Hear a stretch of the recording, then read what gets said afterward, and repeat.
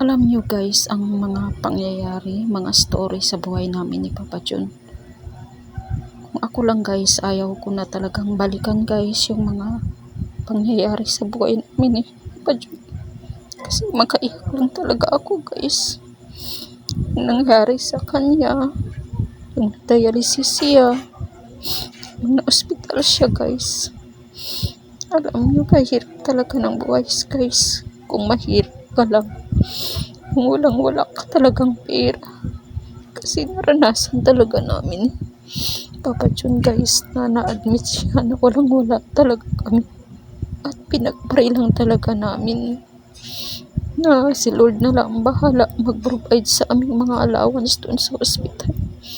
At God is good talaga guys, dahil na-provide din Lord ang mga allowance namin ni Papa John. Ganyan talaga kabuti si Lord sa amin.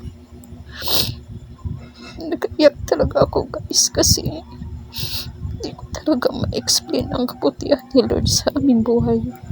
Dahil napadialysis si Papa John na walang-wala talaga kami pera. Wala talaga kami pera guys. Kaya yun talaga ang nagporsige ako na mag-vlog kasi gusto ko talaga guys na kami na ang magpadialysis kay Papa John. Hindi na kami makinig sa mga kapatid niya. Kaya sorry lang talaga guys kung nagaiyak ako nga nag-voice over.